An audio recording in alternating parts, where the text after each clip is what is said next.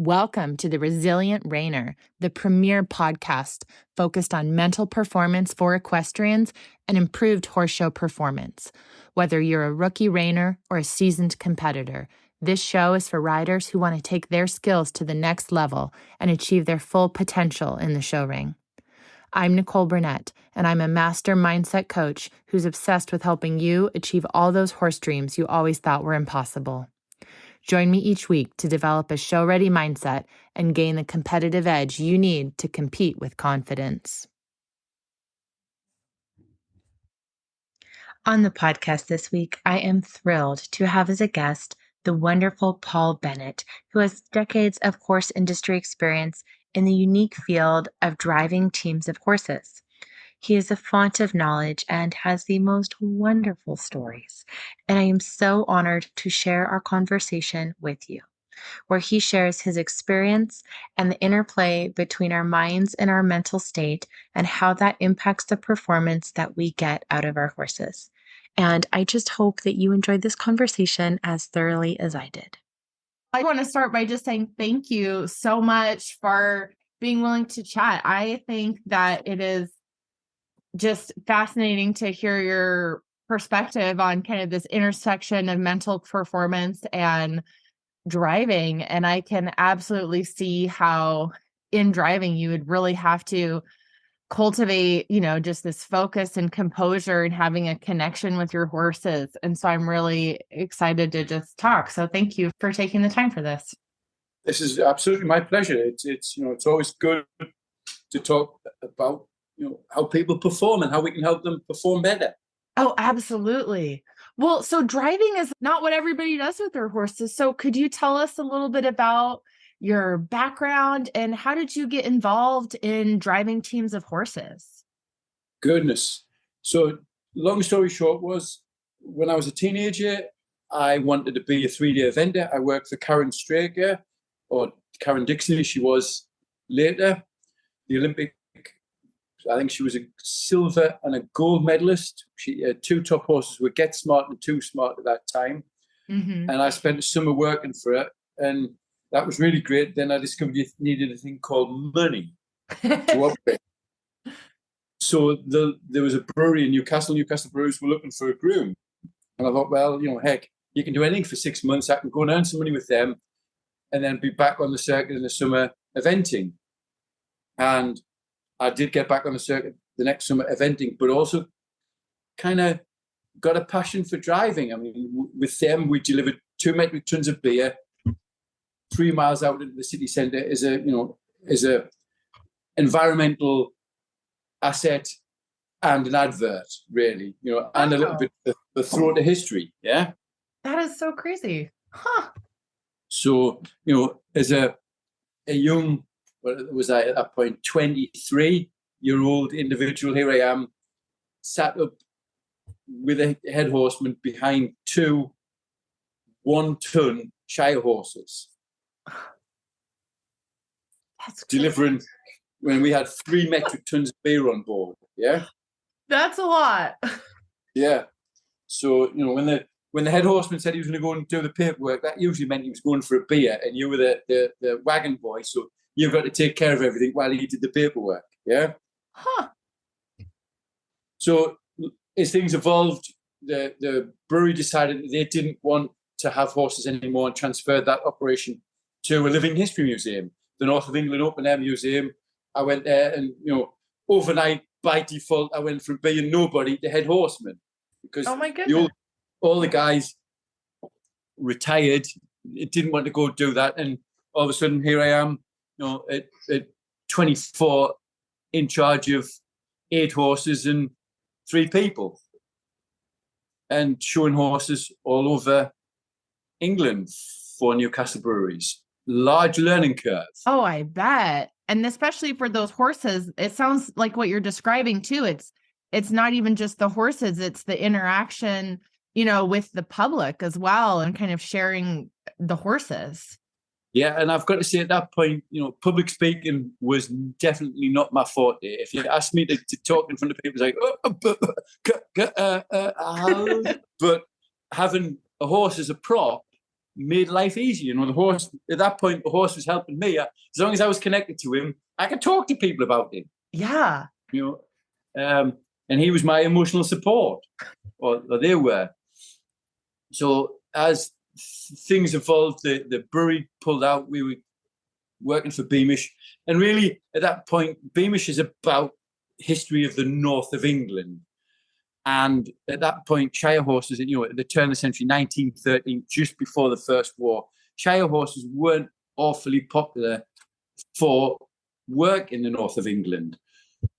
So we started looking around, and a second brewery, Vaux Breweries in Sunderland, they were transitioning their horse operation. So we wound up with their Dutch warmbloods, their Gelderlanders, which were more, not truly authentic, but more in keeping with the style of horse that was used in the north of England at that time.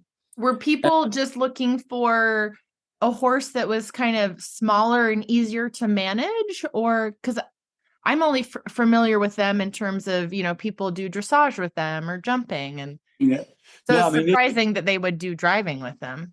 Oh, they've if you step back to Sir Paul's father, Douglas Nicholson acquired Gelderlanders in the 1970s and won a silver medal for Britain driving in the 1970s with Gelderlanders. And Gelderlanders and the heavy warm bloods evolved as carriage horses, yeah? Okay. Predominantly, you know, and then, you know, think back the military, the cavalry, you know, we need horses to carry troops, and we also need horses that can move gun limbers and do things. You know, if you haven't seen things like King's Troop, Royal Horse Artillery in England, they use a Cleveland Bearer warm blood cross to pull their, you know, 3-ton gun limbers with 6 horses. Mm-hmm. And it's incredible. I mean, when you see them guys, postilion, that's incredible. I mean, when they come out of the arena, they are galloping with 6 horses and 3 tons behind them. So it sounds like people are appreciating the versatility there of a horse that can do riding and driving as well. Yeah. So, you know, jump to the story. So here I am with learning to meeting these Gelderlanders with their then head horseman, and he was the most laid back, calm individual I've ever met. I'm driving a pair of horses, Justin and Joss, and Joss was an individual. This horse was his own person all of his life. On a Monday morning, this horse looked like he'd never been trained to drive. Tuesday, he was a little better. Wednesday was kind of okay. Thursday, not bad. Friday was quite nice. The chairman, Sir Paul, would drive him on Saturday and he'd be golden. He'd have a day off on Sunday and would start again on Monday. And that was Joss till he was 27. Yeah? Gosh. And if you went to a show, he'd either win it or he wouldn't. And it just depended on what his mood was. Yeah? And apparently what day of the week. Yeah. So here we are. We're driving down a busy 2-lane highway in the centre of Sunderland, a local city. And Joss is got a hold of me, and he's not running away with me, but he's definitely making me uncomfortable. Yeah. And Tommy sat beside me, says, just let them come back here. Just let them come back here. I'm like, and there's a set of traffic lights coming up. I'm like, can you hurry up and can you ask him to hurry up and come back to me? Because if we want to stop at these lights, I can't. Yeah? And he's just laid there and he said, look, you've just got to, if you get after him, you're just going to wind him up. You just got to switch it off and relax. And whatever he does, become more relaxed. And that was a real learning curve. You know, and this little horse, not little horse, I mean, he was 17 hands. He wasn't little. Was giant. Yeah. That was just, you know, just how you had to tune yourself up mentally with him. Because if you went in, oh, I'm going to straighten this out. You're going to do. And he's just like, and watch me. So working with horses like that really helped spell out how you've got to be in a good mental place to perform. Yeah. It really teaches you, you know, it's a little bit of a trial by fire there. If you figure out how to get it together mentally or or it's not going to go well. No, and and busy, you've just got to go along and go, take a breath and, okay, my friend, what are you going to do today? Yeah. Yep. And just live with it and deal with it and mitigate the circumstances. And eventually you'll go, oh, this is not fun. What do you need me to do? Yeah. But, they were kind of sporty horses, not that the Shires weren't. I mean, they were, one of the horses that we had, Pageant, he was 18-1. I mean, he could trot and step and was fabulous. But, when he's a metric ton, you don't want to crash down the road for too long. Yeah. And, I was lucky through various connections to meet interesting individuals. Tommy, who was the head horseman there, he was just, like I say, an incredible. If I digress a little bit, Sir Paul was part of the Coaching Club of Great Britain, whose annual meet is at Smith Sloan, the polo grounds in Windsor. And, we're based in Windsor Castle, and it's my first time there. And I'm just the low man on the totem pole. I'm the go for this and go for that. And I'm riding on the coach with Tommy and one of the members of staff to Smith Sloan. Tommy's driving, I'm on the back of the coach. The horses drive the 7 miles to Smith Sloan, absolutely foot perfect, magical. And we get to Smith Sloan. So Paul jumps up for the dinner drive and has an awful drive. Joss was just not having it. And I'm on the back and I can hear what I think's Lucio, and I'm listening. Tommy hands me a toffee. He said, eat that and just relax. He said, relax. So Paul gets to the end of the drive. He hands the reins back to Tommy and says, the horses just wouldn't settle. And Tommy said, yes, sir, we'll deal with it. And Tommy jumps up, takes the reins of these 4 horses so Paul had just had an awful, awful drive with. We're about 200 yards down the road. Tommy's lighting a cigarette under his jacket, driving these horses, and they're just different again. Yeah? Oh, my gosh. And I said to Tommy, what have you done? He said, he just got himself stressed, and that was why he didn't have a good drive. We'll fix that. Yeah? Uh-huh. And Tommy became my sports psychologist because you watched him interact. And on Tuesday, when we came to do the drive from Windsor Castle to Ascot Racecourse to Royal Ascot, so Paul had a fabulous drive. And Tommy had done nothing different, only tell him that he'd work the horses, sir, and you'll have a better drive today. Yeah? Yeah. And so Paul went and do it with the attitude. Tommy says they'll be fine. They'll be fine. And he, that piece it highlights you've got to have your own kind of a little bit of your own cheerleading team, and you've got to believe in you. Yeah. Oh, absolutely. If you're not 100% convinced, how are you going to convince the creature underneath you or the creature or creatures in front of you that this is a good idea? Yeah. Yes. Those horses they're tuned in to whatever we're thinking. Yeah, absolutely. I mean, if you think about a horse, horses are herd animals. They're highly socially attuned. They're much more than we give them credit for. So whatever you're thinking or feeling goes straight down them reins to them. And before you've even got on the carriage or got up, they've read your mental state. And if you're going and going, oh, you can guarantee your horse is going to very quickly go, oh, what's happening, yeah? So if you're don't believe in you, go do something else till you are, yeah? Yeah. Don't compete. Relax, make it fun, because it's got to be fun for everybody. You and your horse or horses. And if it's fun and you're relaxed, things will just improve beyond a measure. And so, like I said, Tommy at that point was definitely a leader in self-belief and just relaxed. Tommy never got wound up. He'd be busy, but he was never, you'd never see him raise his voice, or he'd raise his voice at people, but not horses. But not at the horses. If you horses. weren't moving fast enough, hurry up, yeah? Yeah, that's amazing. So I hear you talking too a lot about this. I think that we assume that in order to really get great performance out of a horse, we have to have a strong connection and, build a relationship and have trust with our horses.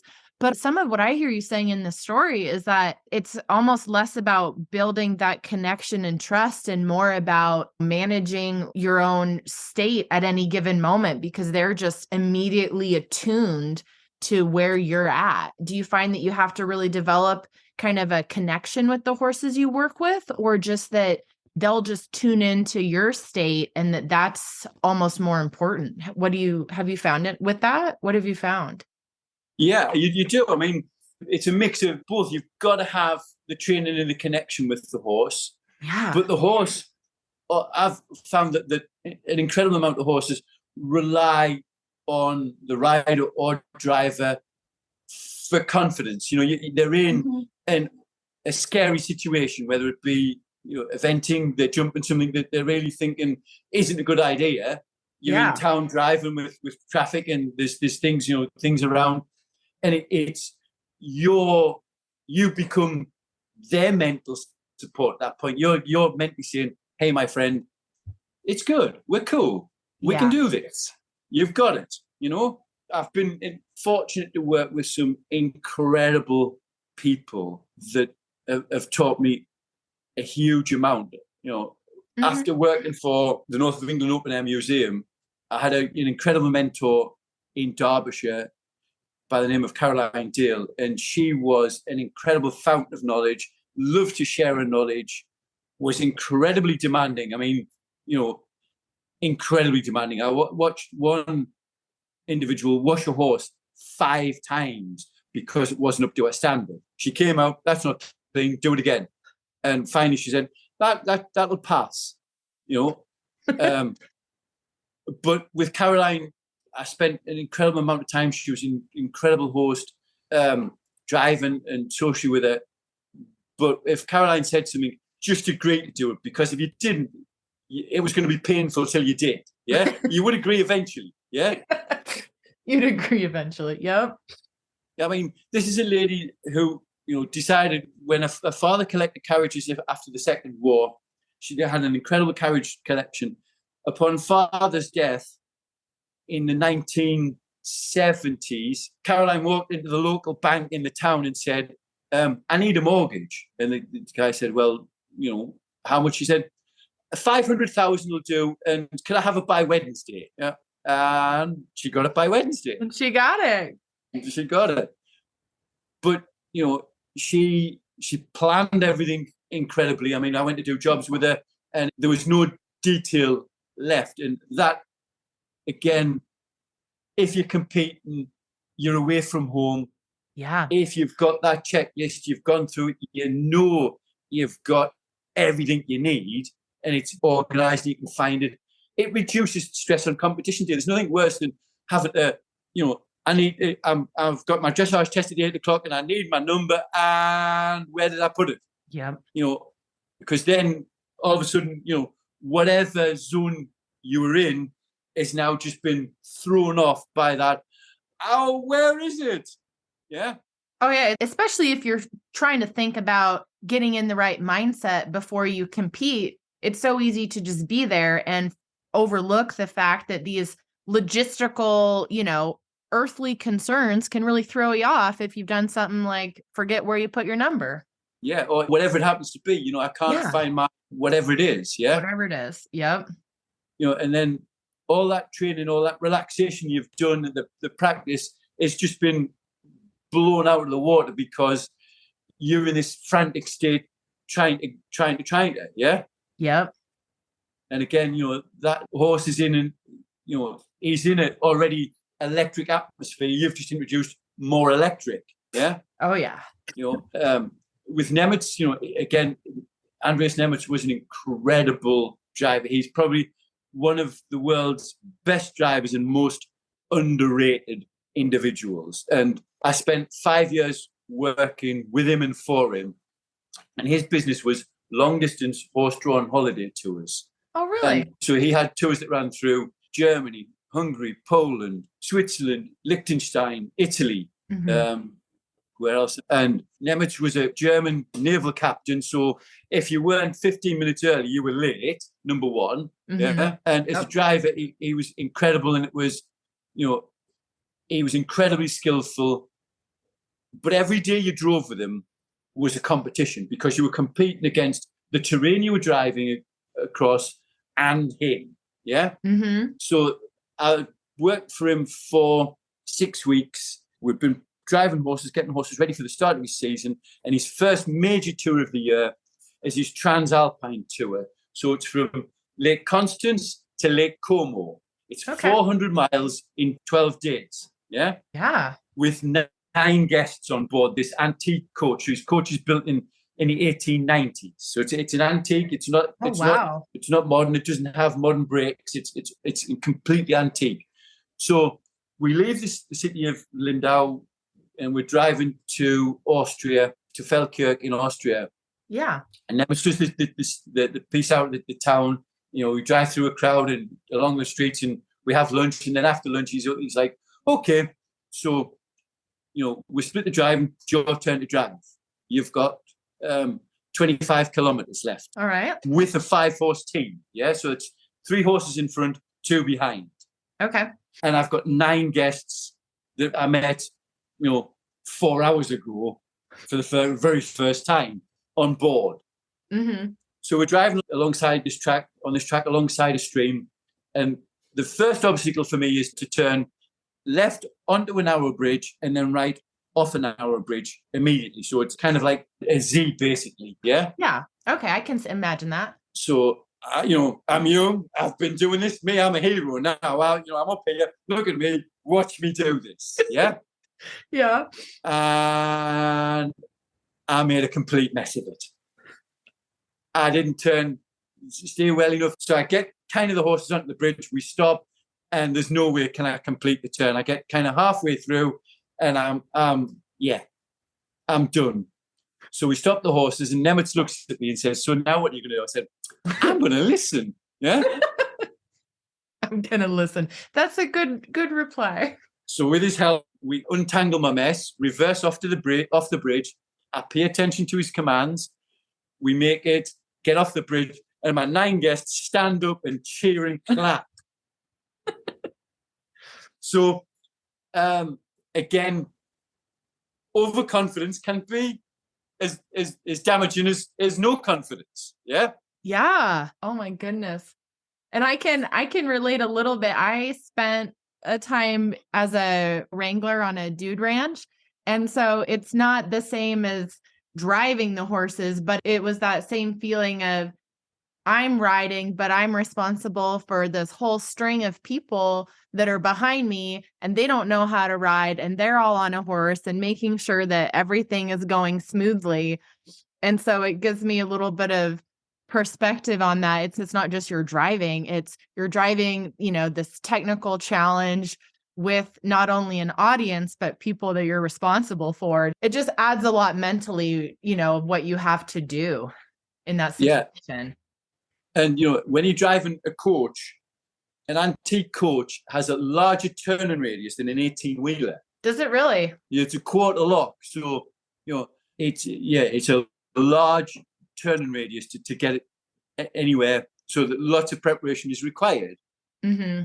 Yeah, you've got to be thinking back several steps or you're just going to be stuck. Yeah, and you're thinking complex steps because you're looking at where you want to be and then you've got to think about, you know, which horses in your team are actually steering it. Everybody thinks it's the front horses. They're not. They're your extra power. It's the horses at the back that are your steering. So as you're going into a curve, you're thinking about, you know, sending your wheelers, your rear horses, if you're going to turn left, you're sending your wheel horses to the right as your lead horses are turning left. Huh. And then as you get into the mid-turn, then you're bringing your wheelers round to follow everybody. You know, driving a carriage, driving a coach is like driving a truck and trailer, except you're driving the trailer, driving it from the trailer's perspective, yeah? I could see that, yeah. And the terrain you were driving over, I mean, the Lindau Messenger Tour went through 5 countries in 9 days, climbed 6,272 feet into the Alps and descended 1 vertical mile in an afternoon. Oh my gosh. All with its original antique braking systems, yeah? So, you know, the old adage is uphill the horses sweat and downhill the coachman does is absolutely true, yeah? I can see that, yep. So we get down, we get everything away into the city of Ravenna. So we drive into the city of Ravenna, and we park up and we drive through the city, and it's tight. It's very tight in places. And I'm driving in, and we have to make this turn into the marketplace, and I actually scuffed the collar of a horse because it was so tight. And I got through, and I'm young and enthusiastic. Look at me, aren't I brilliant? And we drive through this chain, and the leaders are 11 foot wide, and the gap is just about 12 foot. And I think I'm fabulous. Yeah, of course. Look at me. Then he tells me that's the easy part. We've got to make. So we get into the city of. If I back up, so we're in Austria right now. If we get into the city of Feldkirch, you've got to drive through the city to get to the hotel. Well, in order to get the city to the hotel, it's a one-way system, which is fine. Yeah. But the road is 11 feet wide, and it's lined with plate glass shop windows. So it's not really 11 feet, No. So I've now got an outfit that's 11 feet wide at the front to squeeze down this thoroughfare. Yeah. And I'm like, does this fit? He said, yeah, it fits. And he taught me the trick. And you can squeeze 3 horses into the space of 2 very easily if you do it right. And, when you're driving down, the umbrella basket on the carriage is tapping the windows. Yeah. Oh my gosh. So there's nothing like pressure. Yeah. Yep. A lot of pressure. A lot of pressure. And the guests are super excited. And, you get to the end of it and you've won the competition. Yeah. Oh, yeah. And like I say, every day you drove with Nemitz, wherever you were doing, whether it was in the Bavarian Alps that he lived in, or in Italy, in Tuscany, Switzerland, you were driving against the terrain and him as the master. Yeah. Mm-hmm. And, I've had many successes with him, but he's also never let me live down some of your failures. So we were doing a tour in northern Germany, and we'd followed the one of Goethe's journeys from Weimar to Schlesien. And it's a 4 days down, 4-day tour down, and he got 2 tours. So we were 4 days down and 4 days back to make life easy around tour. We could park everything in one place. So we'd gone down and everything was great. And we're 2 days in, we're midday of the second day into a 4-day tour coming back. And in the time we'd gone through, they'd built an entire freeway embankment across our road that we normally used. Oh. So we get there and there's a 20-foot embankment. So we stop, we switch drivers. Now Nemitz says, you drive, I'll navigate, because we've got to make, we've got to find a route around this right now. Yeah. So I've got 5 horses, antique coach. He says, just reverse around that corner and let's go. So young and enthusiastic, I'm reversing, except I don't pay attention to the details. And details are the things that kill you. So as you came around the corner, it went up a little bit, and I wasn't prepared for that.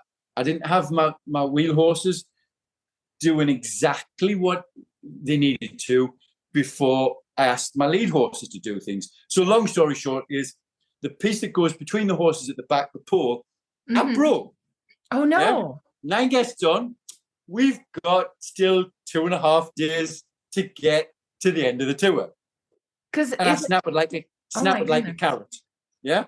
Yeah, because that's a big part of, in my mind, what it's supporting the coach, because otherwise it's just these, the harness, the leather work. Yeah, so it's it's like taking the steering wheel off your car. It is the steering. Oh my goodness. So I snapped it. So to say Nemitz wasn't pleased is an understatement. Yeah? Yes, I can imagine he's not pleased. And an unhappy German is not something you want. Yeah. So luckily, the stable that we'd stayed at the night before had been trying to call him. We were out of cell service. He catches up and says, the road's closed. He's like, now you tell me. Now, yeah, now you tell me. We just figured that out. So long story short was the guy was a blacksmith and knew that there was a local metalworking shop in town. So we pull the pole out. Nemitz and these 2 guys throw it in his truck, race down to the metalworking shop, and you made a steel collar for this pull so we could join it back together. Yeah. And instead of this pull weighing like 40 pounds, it's now 140 pounds. Yeah. Oh my gosh. Yeah. So we get it in the carriage, and it's jammed into the front of the carriage. It's staying there for the length of the tour. And we finish the tour, and when we get back to his home base in Bavaria, the pole is put pride of place in the top of the carriage house, in the pole rack at the top of the carriage house with my name on it. Yeah. Oh man. But like I say, it was very humbling, and you got to suck it up and buttercup and go. But like I said, driving with him was incredible. But practice, everything we did was well practiced, or mostly. But you had a faith, a belief in the horses in front of you. I mean, we've driven horses into with him and other places, into some crazy places and done some crazy things. And that belief in them, and belief that everything's right, you know where it's going. I mean, I've seen Nemitz. We did a commercial, and the deal was we had to, with a pair of horses, we had to gallop up to the camera and stop. Yeah. Okay. 2 horses in a carriage, and the camera was stationary. So we come in the first time, the cameraman's like, nah, that isn't fast enough. Can you do it a bit quicker? We're like, yeah. Okay. If we get this wrong, you're toast. Yeah? You're going to be like... You're going to be run over. Yeah. And he's like, can you do it again, but faster? Faster. So we did it, and you're going, 3, 2, 1. Okay, friends, stop now, please. Yeah. And I mean, we slithered up to their noses touching the lens of the camera. Oh man. And he was like, that's the shot. That's the shot. I'm like, thank goodness for that, because I couldn't do that again. Man, oh my gosh. So it sounds like there's so much driving through just all kinds of different terrain. We've got traffic, cities, mountain passes, like roads, nature. When you talk about practice, is it just because you would drive the same routes, or do you practice the maneuvers at home? But it seems like even so, there'd be so much variability because you'd have different groups of people and different traffic. And so how does preparation play into that when it's not just the same arena over and over? Nemitz introduced me to what he called a rain machine, and it's a board with weights on, so you can practice driving 2 or 4 horses, and it gets you the muscle memory before, and the commands before you put a horse in front of people. When you put a single horse or 2 horses in front of people, all of a sudden people's spatial awareness is blown out of the water. Yeah. Oh yeah. You're driving down a track, and it's like, we're never going to fit, and they're so worried about that their ability to concentrate on driving the horses just doesn't exist. So with him, we could teach people to drive a pair and then drive a tour so we would have them at his place for 7 days, 3 days practicing at home, and then we'd go do a 200-mile 4-day tour to back up the learning. Yeah. Okay. So that's still a good long drive. Yeah. And, I learned a lot about people, mental fatigue. We don't think about it, but it's a real thing. And we watch people, spend hundreds of hours teaching people to drive 2 or 4 horses or 5 horses. And you can see when they're new at it, after about 15 or 20 minutes, mentally and physically, they're done. Yeah. Because they have to it's such intense focus and concentration that it's hard to maintain. Yeah. And that mental muscle has got to develop. It's like any other muscle. We've got to develop that. Yeah. Yes. Because And when you're driving, I mean, it's all day, it's hours and hours. yeah, I mean, when we were up driving, we'd take regular breaks for the horses. But I mean, in a day, you're driving 6, 8, 9 hours. Yeah. Yeah. That's a long time to be that focused when you have that many horses and all of the challenges of your terrain. That translates into the show ring, into competing, or to, the modern combined driving. All of that mental preparedness, mental, that muscle memory translates across whatever you happen to be doing. Yeah. Oh yeah. I hear you saying there's a lot of it is just practicing building up the amount of time that you can maintain that focus. Yeah. Because I know that, like, for the reiners and stuff, they talk about, they'll think about that with the young horses. And so when you're starting them, the sessions are really short because those horses are learning, they're learning to focus and concentrate in 20 minutes. And they're like, I need to go process what you taught me today. And I think that's so easy to overlook on the human side, that Yeah. you can't just, you've got to build up your own ability to be focused and, concentrate. Yeah. And, so what we do is you watch the driver, and, just as they're on the edge of fading, would stop and trade drivers. Yeah. Yeah. Yeah. So I hear you paying a lot of attention to your own mental state as well, which you Yeah. have to stay safe. Well, yeah, but it's the trainer. You're watching you're watching your student. You're going, okay, right, now is a good time to stop, and you're trying to, like a horse, you're trying to end that session on a good note. Yeah. Yep. Oh yeah. So you're giving people positive feedback. Nobody wants negative. We need to hear when things aren't going well, but we also need to hear when things are going right. Yes, you know what to replicate. And I think people, they really only change when they feel good. So you've got to find that moment and recognize it when they're doing well. Yeah. And, for some people, when they're first starting out, riding or driving, it's a challenge to find that moment to say, you did really great right now. Let's pause here while you process, because you've ended on a really good point. Yeah. Yeah. A positive point. And, it's building people up in a positive way. Yeah. Yep. And then they go away thinking, oh, yeah, oh, that was good. And especially when you've got people for the next 4 days and 200 miles. Yeah. Yeah. In another hour, they're going to be back up driving because you've gone through your students and it's their turn again. Yeah. Yep. Yeah. You're just taking turns. And then they start, in a, oh, I got it. Yeah. Mm-hmm. Moment. And, invariably it progresses. I mean, like all learning, it is a sharp learning curve, and then it drops off, and then we pick it up, and then it drops off, and then finally it levels out, Mm-hmm. And you've got to remind people that, that Nemitz or myself have been doing this for 30 years. It looks easy because we've been doing it for a long time. Yeah. You have a massive skill bank behind you. Yeah.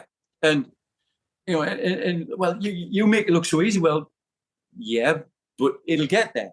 Believe me. Yeah. Well, and I hear you mentioning too, you're kind of bringing up that, like, progress is not linear. You don't just get on and it's up, up, up, up, up. You get on and then you get tired. So you have to stop, and then you improve again, and then you make a mistake. And it's all part of the process. And so don't sweat it. Yeah. Don't sweat it. The more you sweat it, the worse it gets. Yeah. Oh yeah. And again, it's back to horses being herd animals, highly attuned. You're sweating it, and you sending mixed messages to them. And so it's like, okay, you want me to go? You don't want me to go? You want me to go here? You want me to go there? Like, make your mind up, please, because I don't know.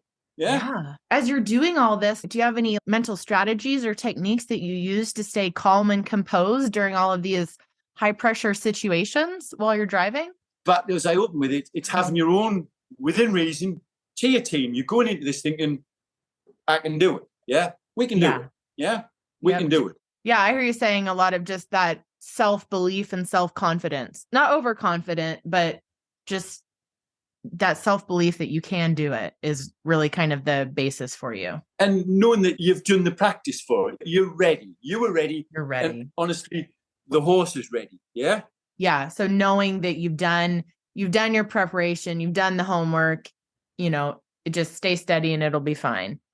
And too often you find people buy a made horse and, okay, so, I've bought a 3-day event, so now I can go 3-day eventing. Not quite. You still, you still have to ride it. Yeah, but now they've bought themselves a Ferrari on a learner's permit. Yeah. Yep. Yeah. And then when they're not successful, oh well, it was the horse. It was the horse. He was a bad horse. Yep. And too often we're quick to blame the thing that can't answer back. Yeah. Yeah. Yeah. He can tell us if we read his body signals, and he can tell us what's happening. We've just got to take the time to listen to what he's telling us. Yeah, you got to be able to tune in and really read all of your horses. Do you find that with the preparation you do at home that this doesn't come up? But let's say you've got a team of 5 like that. How are you managing all these multiple horses where, some horses they're naturally a little more high strung and some are chill and some are kind of naturally want to tune you out or they're super tuned in. How does that work when you're trying to be present and manage all these different horses? I guess for me, you get into what I can best describe as a zone. You and the horse are mentally lined up, and whatever you're thinking, okay, I want to go over there, and all of a sudden the horses are taking you there. Yeah, it isn't an effort. Yeah, it's just you become like you're leading this little mini herd now, and so you get tuned into being calm, going a certain direction, and they just really tune in and follow. Yeah, they're incredible at that. Once we get them to that point that they're training, that they are relaxed and confident, then it's good. I mean, you raise a good point with horses. Every horse is different, and it's knowing your horse or horses, what works for them. I mean, when we were showing horses years ago for Vaux, Josh was a good example. We knew that he had to have a good deal of work before he went into the show ring. So as the youngest kiddie in the class, my job was, Tommy would say, go lunge him and I'll tell you when to stop. Yeah? Yeah. And so at 5:30 in the morning, I'm out there lunging him, and Tommy would come up and look at him. He needs a few more minutes. A few more, right, okay, now go wash it. Yeah? And you're learning from these people that are reading and, preparing these horses. A couple of the other horses, he didn't want to look at them. They could have breakfast, sleep in, and he knew that they were, they're ready to roll. They're ready to roll. They were, they were slugs. They didn't want to waste energy. Yeah. They're like, what's the point? We could just not do that. Yeah. Yeah, we could do what we need to do and get this done quickly, or we could make it difficult and be alone there. Let's just cooperate. Yeah. Let's just cooperate. And taking the time to understand what each horse needs as an individual. I mean, when I was eventing, I had a thoroughbred who loved jumping. He'd jump anything. Cross-country show jumping, he was a machine for jumping. Dressage was the thing he did, but you could see him going, I've got to do this to do the fun bit, so let's hurry up and get this bit done. Yeah? I'm only doing this because I like you because you let me do the jumping, Yeah. And when you were warming him up for a dressage, you had 10 minutes to warm him up. If you did 11, you could see his ears back. He's like, I'm done with this circling crap. Yeah? Yep. And you see him going, he'd shuffle in the arena and like, I don't want to do this. I don't want to do this. And you'd see your dressage score just plummet. Yeah? Yes. And then you get him out cross country and he's like, which one are we going to now? Yeah? Let's go. Just light up. Yeah. And he's like, let's go. Let's do. You want me to go over there? I jumped that. You want me to go over there? I'm good for that. Yeah? Oh, man. And that's so fun. And I mean, I did an event on him when I had a chest infection that I didn't really know that I had. So I did my dressage and I was feeling kind of crappy after dressage. Yeah. And I was like, oh, well, I've come a long way and I've paid the entry fee and I'm let's go. And, honestly, that little horse took me around the cross country. All I did was barely say, that jump over there, my friend, that jump over there. And he was like, okay. And looked after me. Yeah. Yeah. That's amazing. It's just really cool how they can do that, that they really tune in.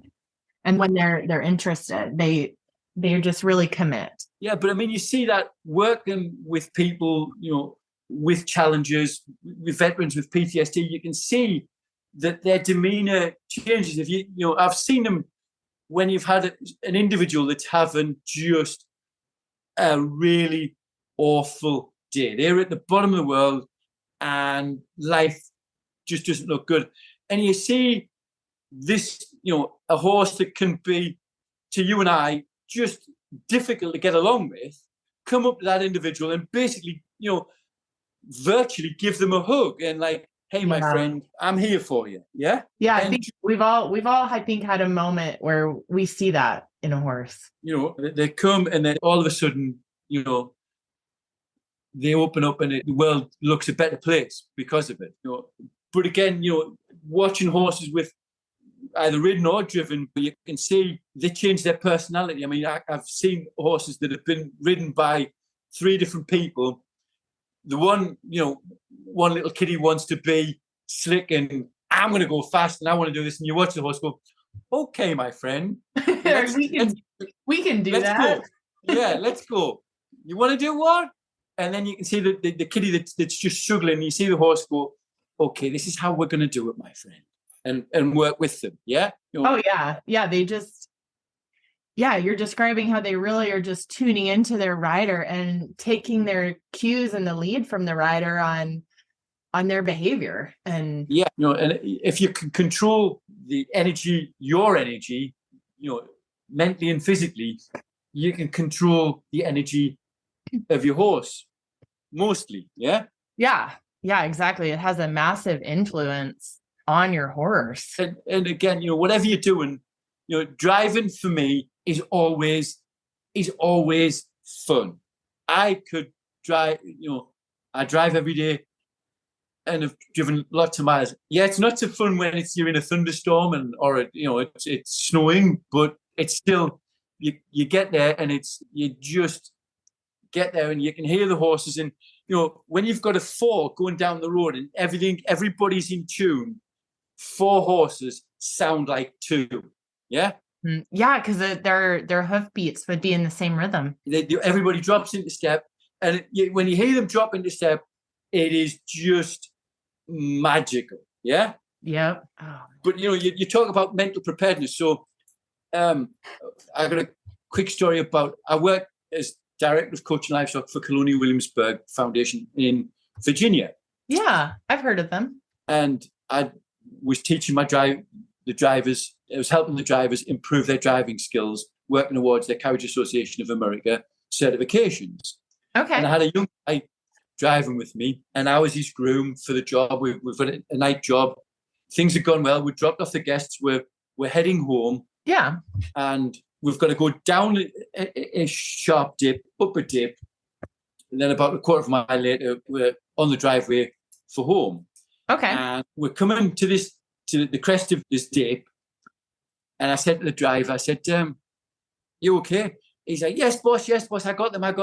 And I'm like, you can hear the footfalls as we go down the dip, getting faster and faster. I'm like, you got them? Yeah, I got them. And then as we get to the bottom of the dip, bang, one of the horses kicks the footboard, and we're off.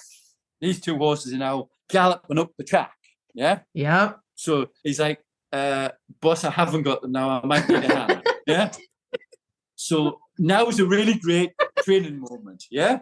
Now is a really great training moment. That's a great perspective. I think that's the key, is that you really got to just embrace that as this is a great training moment, right? It's a great training moment. Yeah.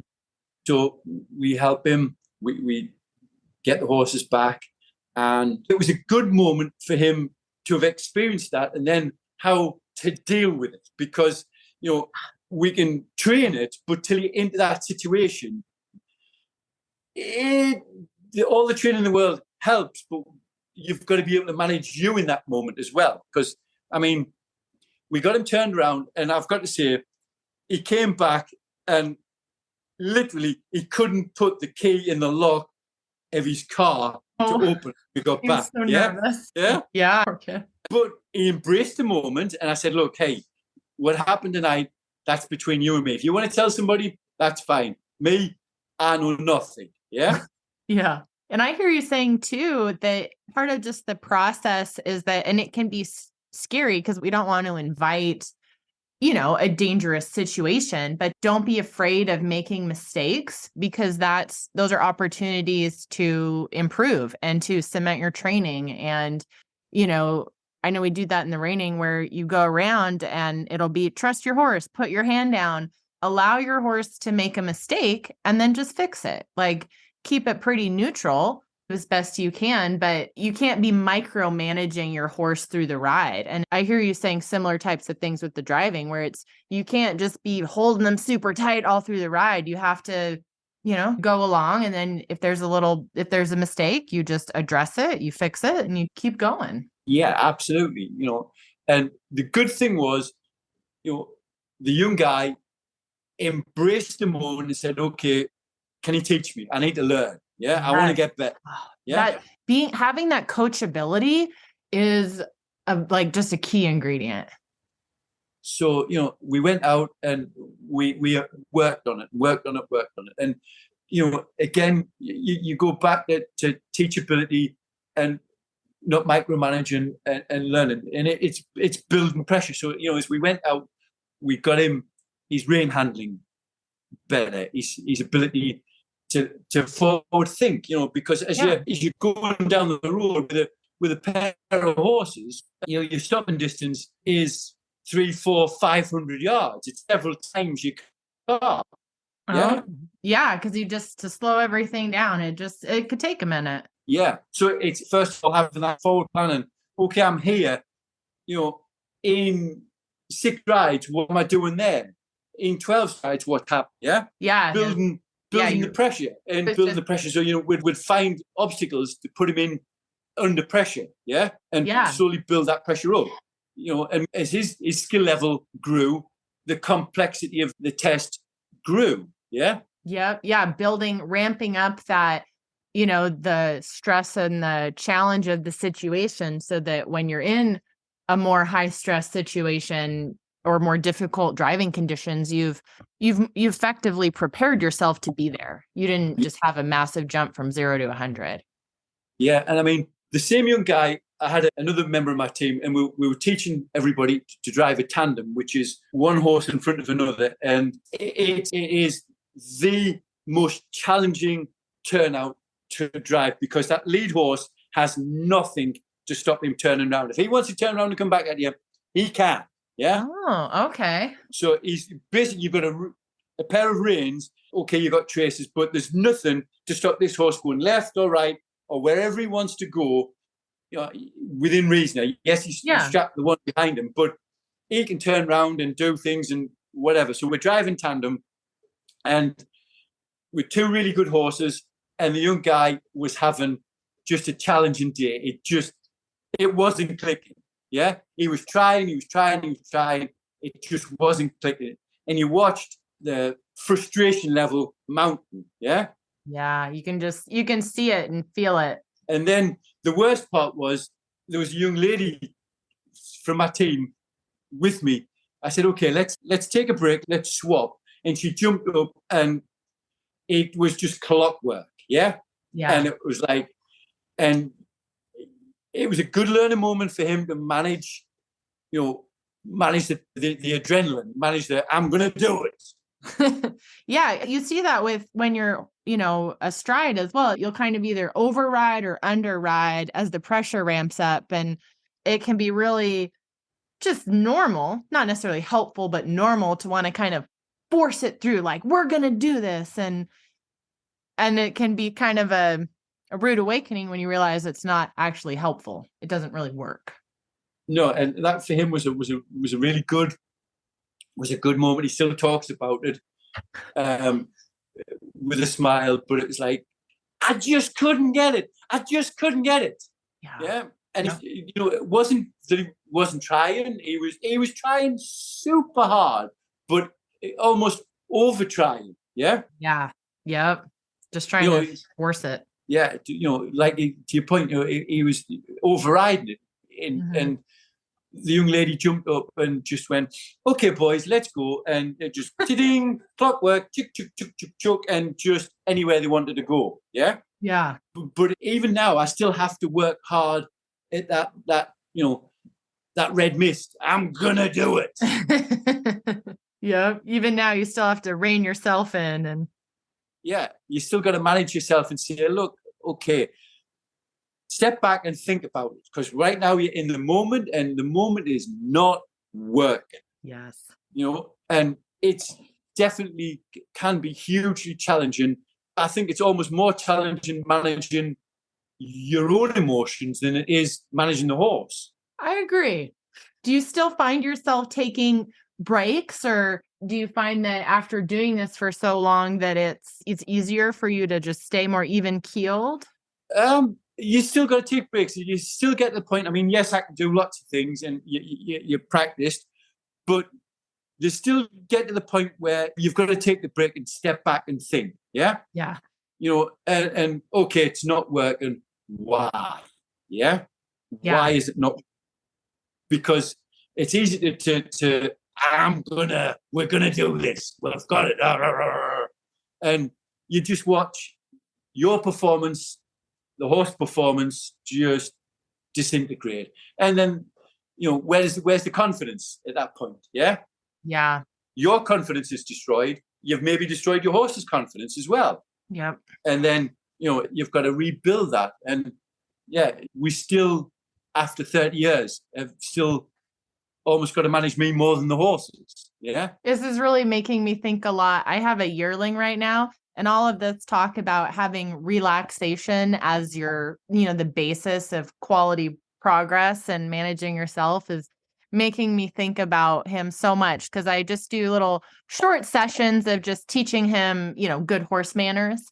And it's so funny because every once in a while, I mean, I'll still catch myself feeling frustrated that, essentially he's a baby and he doesn't know things yet. And so I've been saying these things to myself over and over going into it, because I can see that relaxation is just the basis of, I have to manage myself.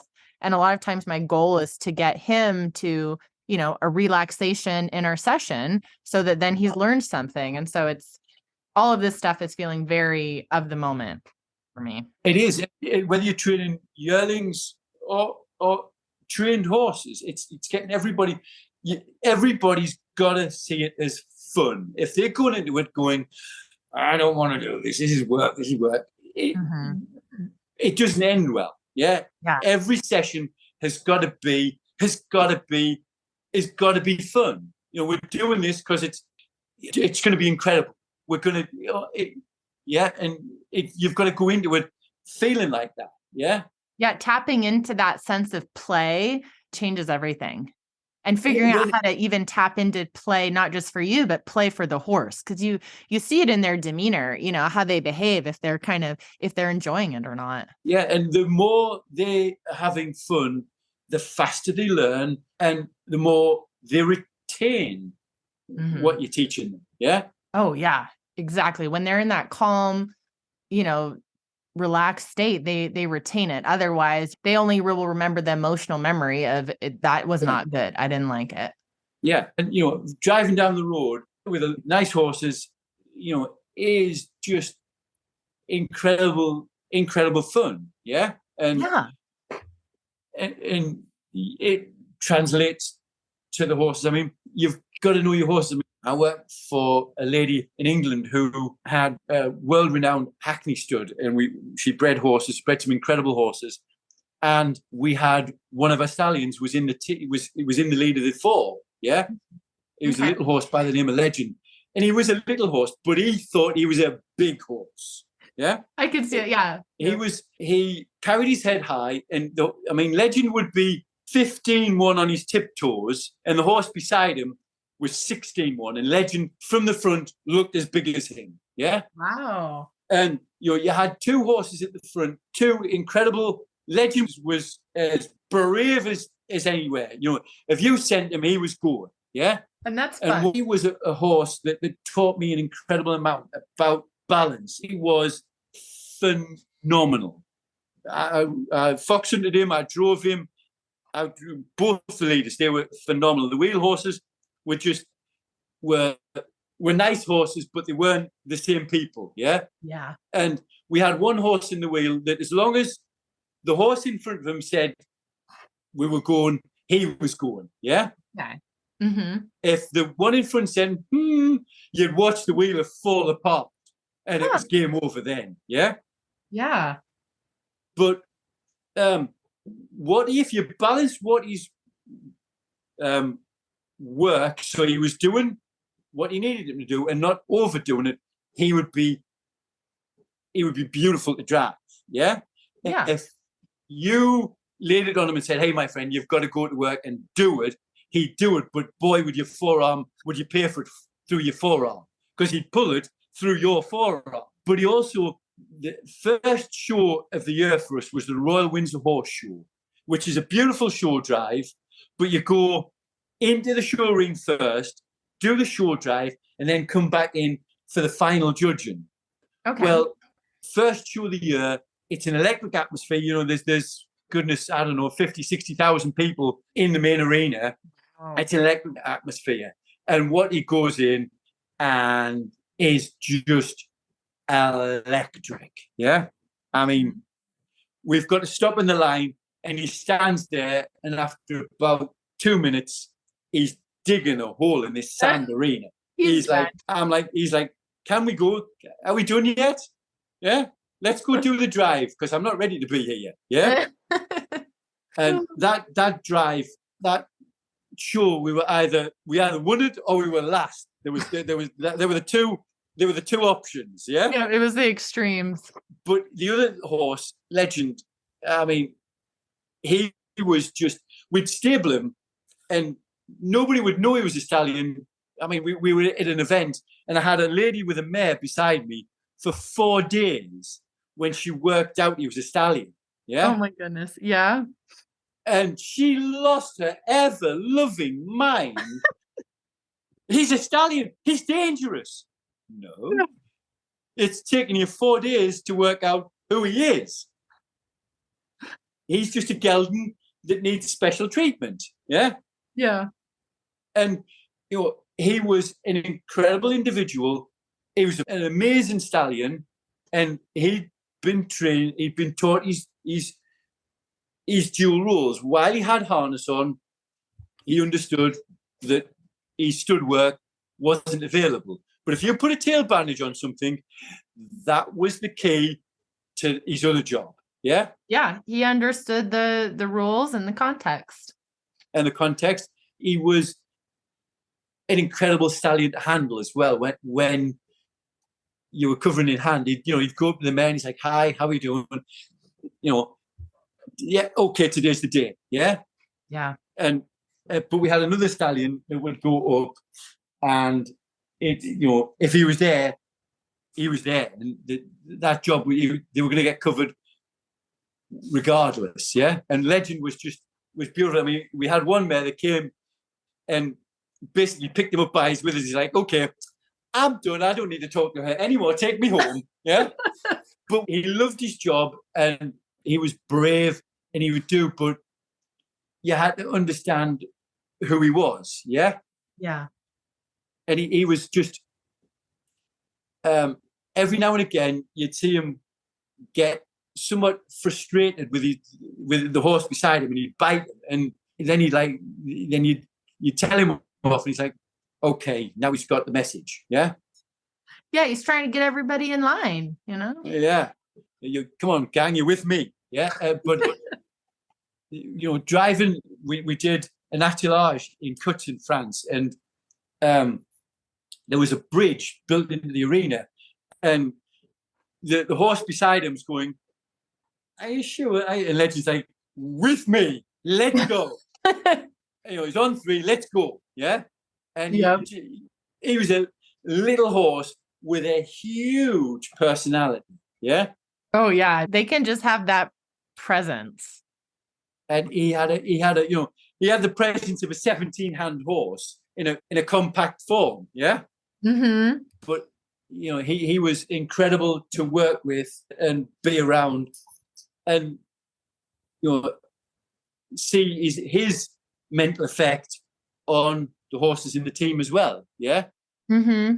Oh yeah, because the way you're describing him, it's that he was all in on the driving and he was there to do his job and he was not about to let some other less focused horse mess with that. So he was doing the mental aspect for all the horses of we're here, we're doing this, let's go. Yeah, and I mean, I've driven him into some incredible places. So we're at the end of a 3-day tour in England, and we had to drive in to a historic coaching inn under what was the original arch in a replica coach that looks just like an antique, except they lowered the arch by about 4 feet.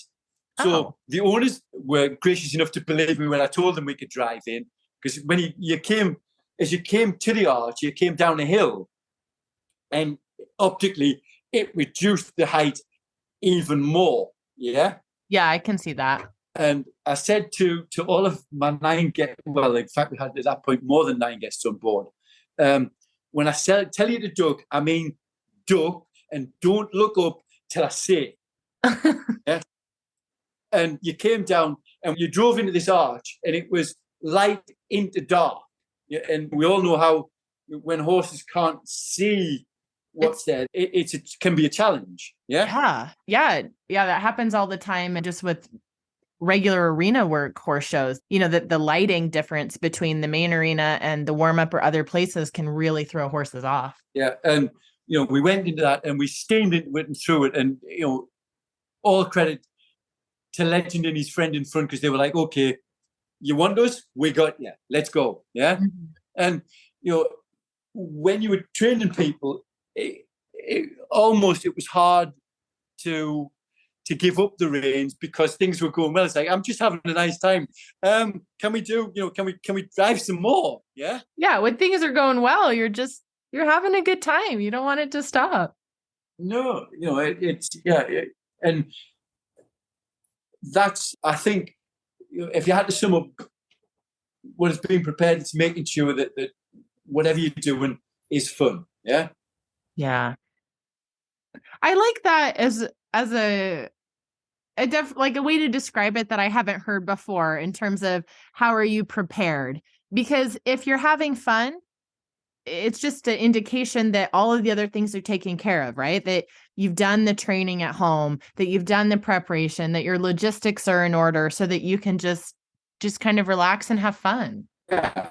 And horses are incredible animals, but also anything you question is incredibly expensive. Mm-hmm. It is, yeah. And sometimes we can get lost in the I've just spent X amount. Yeah. Yeah. And we've all got lots going on in our world these days. We're all over-connected, my cell phone, my this, my that. And that piece, that fun piece disconnects us from horses to it. Yeah. I love that you bring that up too. I completely agree with the having fun, that I think that it's so, it's so easy to get caught up in doing this, doing that, or competing in a certain way, or doing something, or how much money. And, it should be fun. We're doing it because we love the horses and it's fun. And so I think that it changes things when you keep that at the forefront. Yeah, it's got to be for everybody, whether it's mum, with the small child on the lead rein, or the little kiddie doing their first barrel competition. Yeah. Oh yeah. Or whatever it is, it's got to be at the end of the day fun. Yeah.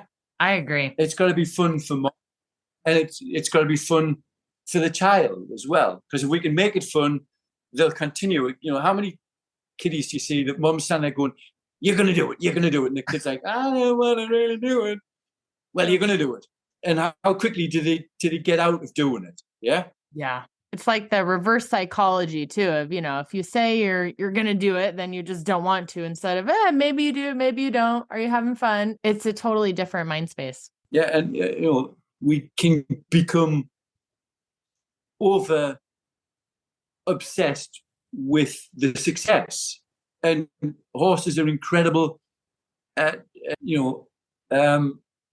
making you look human. Yeah. Making you, Yes. because they can, you can have the best horse in the world, and if he's just not having the day, or you're not having the day, it just isn't going to be the day. Yeah. Yep. Or, the judge might just not say it that way. And you just got to go, okay, today wasn't our day, we'll try again and come back tomorrow. Yeah. Yeah. Horses are incredible at leveling people, because you can be braggadocious. Oh, I can act. And the horse goes, okay, not today. And what can you do? You can't make him do it. If he doesn't want to do it, he ain't going to do it. Yep. Yeah, you just got to try and be as level-headed as you can, and just, like you said, just try again tomorrow. Yeah, and that, for all of us, that's the challenge, isn't it? I mean, we all like it when we win and we're first, and everybody's, oh, you were great. We're not so keen, when we were the person in last place. Yeah. Yes, it's hard. It can be harder mentally to just keep going. Yeah, when you're having a tough time like that, it is mentally harder. I was very lucky that one of my parents always said to me, my mother said, if you've tried your best and failed, I don't care. Yeah, you've tried. Yeah. But if you haven't tried and failed, I'm going to be cross. No, well, she's very wise. That's the advice I try and give to myself and anybody I work with mentally, is just that if you've really done your best, it's hard to be upset with yourself. It's hard to be anything other than pleased and proud, no matter the score, no matter your marks, no matter anything, as long as you have done your best. If you really did your best, how can you honestly feel anything other than proud of yourself? Absolutely. And that's the thing we've all got to remember. If you're honest with you, because that's the only, I don't care who else you can kind of tell, well, it was this, it was that, but you've got to live with you. And if you can honestly say to yourself, well, I did my best. Yeah. Yep. I did my best, and it's a learning opportunity. Okay, you did your best, but things didn't pan out for me. What do I need? Why wasn't I successful? What went wrong? And take it as an opportunity to learn and grow, rather than, oh, that's just a terrible horse, I need to get a better one. Yeah. Oh, yes. Well, thank you so much. I have just had such a wonderful time talking with you and listening to all of your stories. I feel like it was wonderful because I had a list of, questions and prompts and things to ask you. And it's so wonderful when, instead of just asking questions and answers, you covered so many things just through your stories, which is a wonderful way to, share your insights and expertise. And so just thank you for coming on today. Not a problem. Thank you for the invitation, the chance to wander through a carriage driving world. Yeah. No, it is. It's so neat because I think it's also a wonderful just peek into that world that I don't think very many people have, into the carriage driving. And so it makes me want to go on a European tour, is what it makes me want to do. Yes, ma'am. Oh, well, thank you so much. It has been my pleasure. Thank you again. And thank you again. Wonderful rest of your day. You too. Bye-bye. Bye. Thank you for listening to today's episode. I'm so grateful that you chose to spend some of your time today with me. If you enjoyed this episode, make sure to share it with a friend. And if you want more support to ensure you ride your best at home and at shows, go to NicoleBurnettCoaching.com to get your free copy of Become Unbeatable in the Show Pen, 5 mental skills every reiner needs to master. It's a free guide I'm sharing with you on how to develop mental toughness and resilience in the face of adversity to maximize your show ring success. Until next time.